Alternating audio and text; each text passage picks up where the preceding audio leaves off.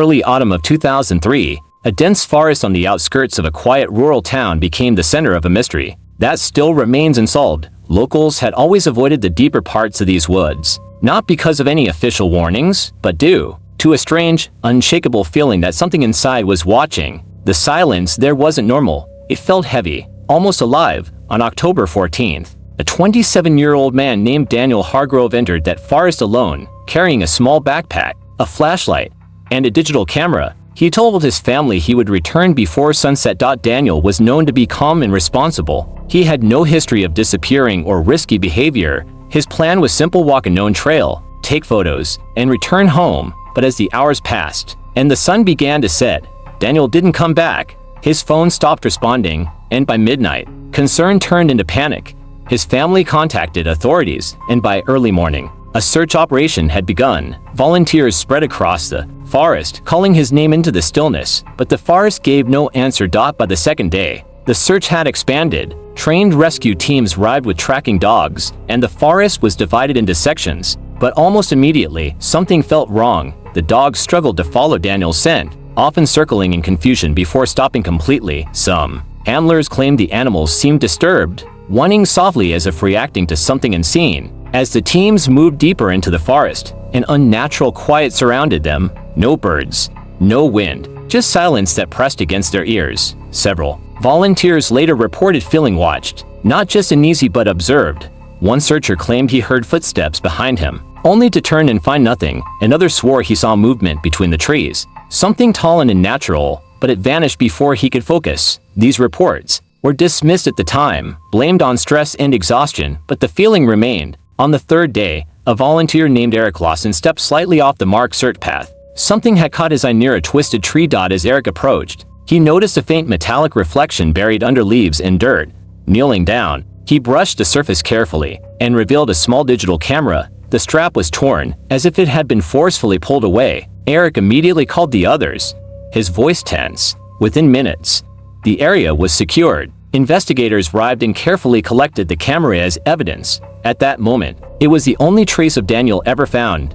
Back at the command center, the camera was examined. Despite minor damage, it still powered on. Inside was a memory card containing 23 images. The first few photos appeared completely normal. Daniel smiling, sunlight filtering through trees, a peaceful trail stretching ahead. But as investigators continued scrolling, a subtle shift began to emerge. The lighting grew darker, shadows stretched unnaturally. In one image, Daniel's hand appeared in the frame, slightly blurred. As if shaking, the investigators carefully extracted the memory card from Daniel Hargrove's camera, unaware that the real story had already begun unfolding inside those images. When the first file was opened on a secured laptop, the room felt unusually quiet. The earliest photographs showed Daniel entering the forest with calm confidence. The lighting was natural, the composition normal, almost peaceful. Trees stood tall around him, forming a green tunnel of filtered sunlight. Nothing suggested danger, nothing suggested fear, but as the images progressed, subtle inconsistencies began to appear.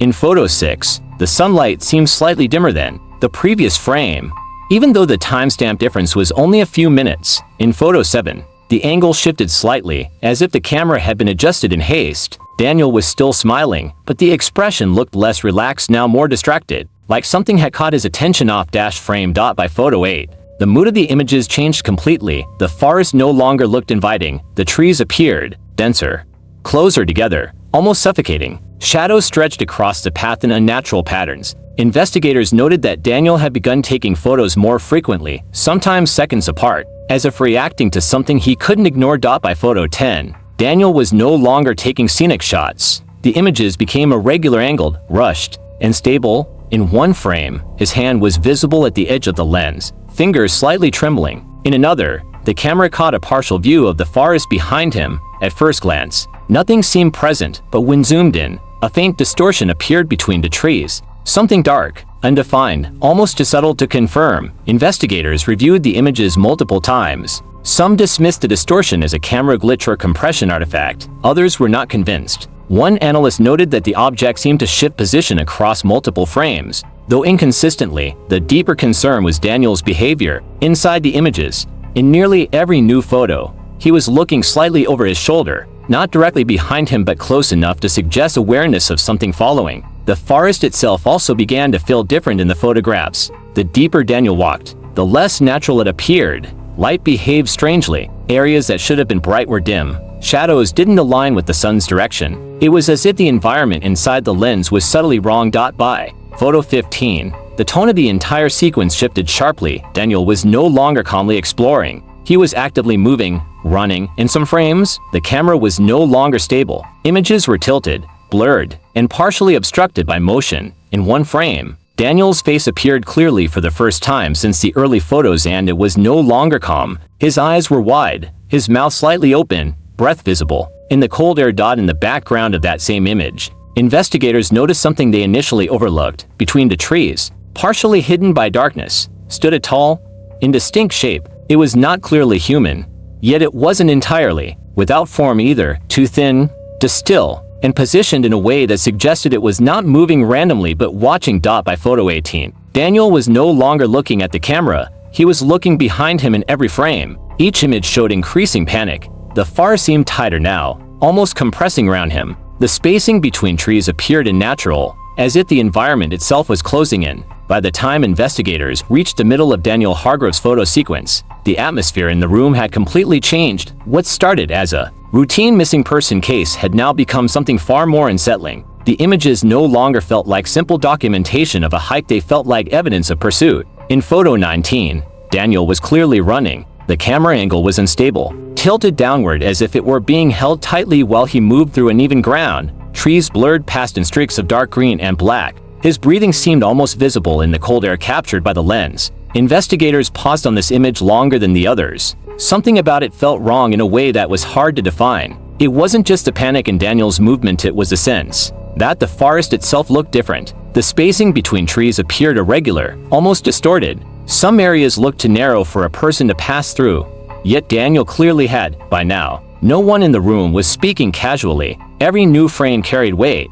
Every detail felt important, and every detail raised more questions than answers. Photo 20 intensified the unease further. Daniel had stopped running. He was now partially crouched behind a large tree, as if trying to hide. The camera was angled slightly upward, capturing his face in profile. His expression was no longer just fear, it was confusion mixed with disbelief. His eyes were fixed on something outside the frame, something the camera had not fully captured yet. His mouth was slightly open, as if he had just realized something he didn't want to understand. Behind him, the forest looked heavier, darker. The lighting in the image seemed unnatural, again too low for the supposed time of day. One investigator zoomed into the background and noticed something subtle, a vertical shape, partially obscured between trees. Some argued it was just a tree trunk. Others disagreed immediately. Tree trunks don't appear in different positions, across sequential frames, and this shape did. The tension in the room grew heavier. The silence was no longer professional, it was instinctive. Photo 21 was the most disturbing so far. Daniel was back in motion, but this time the camera was not aimed forward.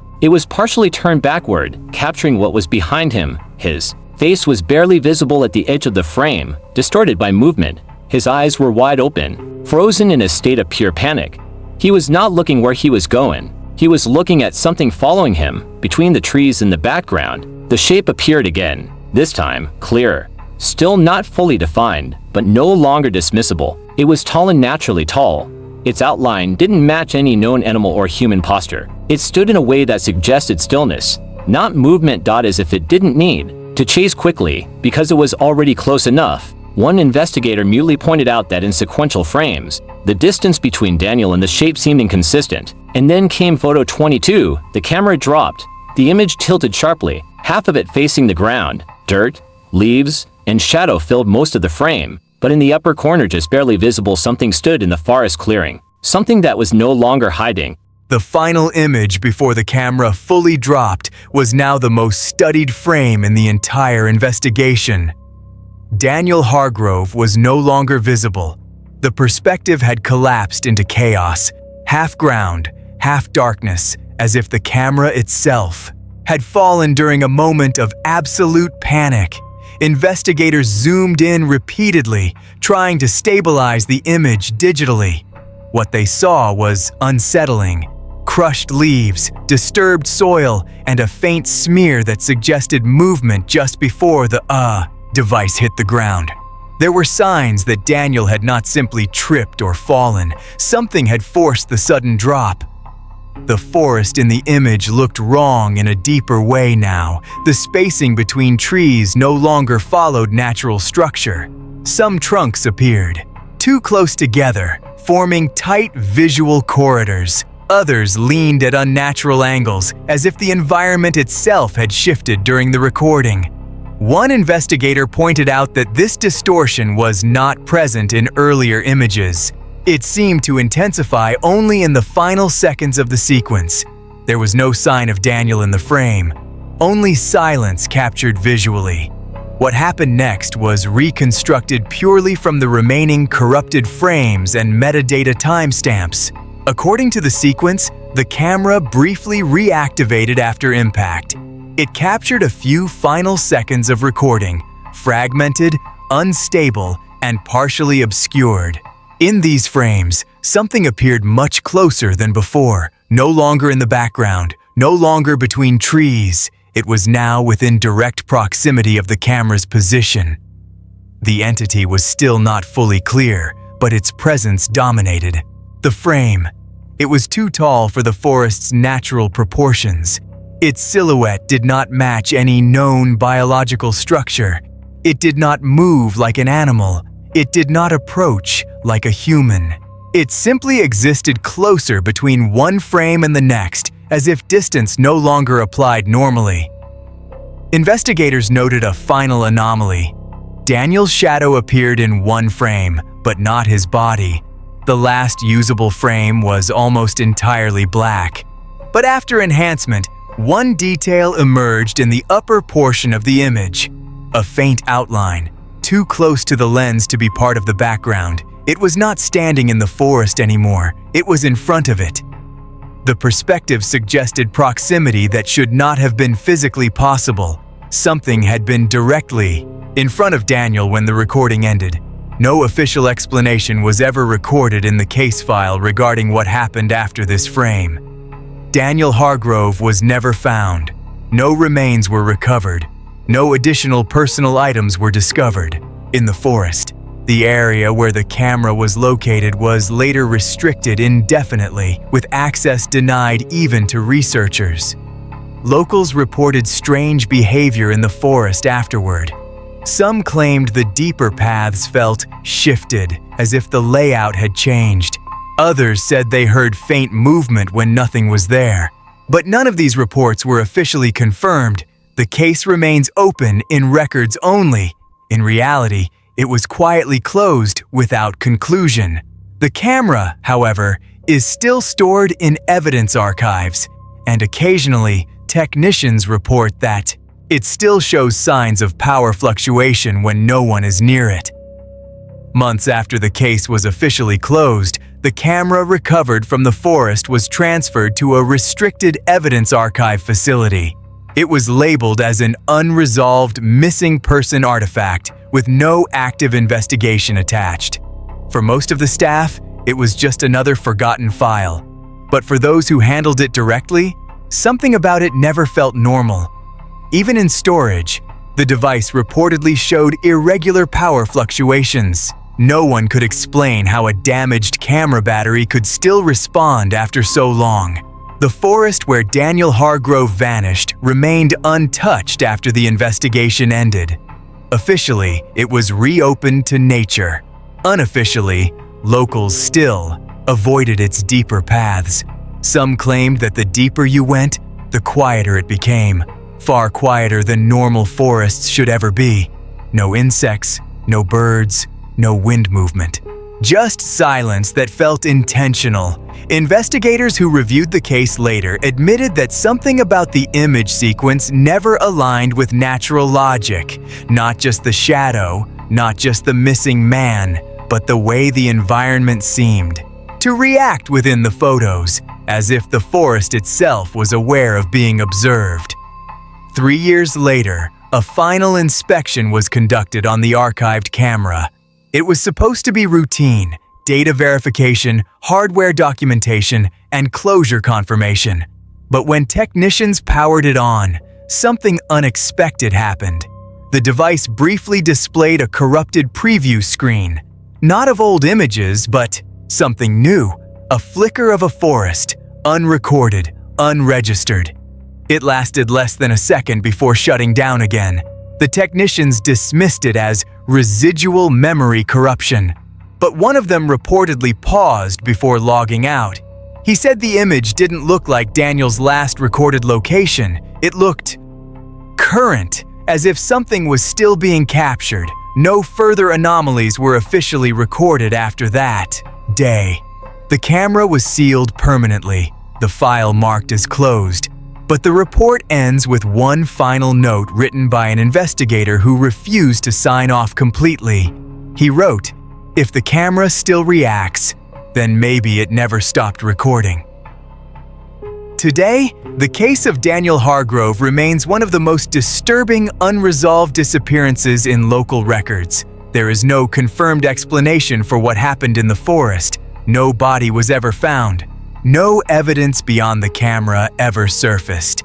Officially, it is classified as a missing person case with no conclusion. But unofficially, it has become something else entirely. Some believe Daniel got lost. Others believe he was followed. A few even suggest he crossed into areas of the forest that should not exist on any map.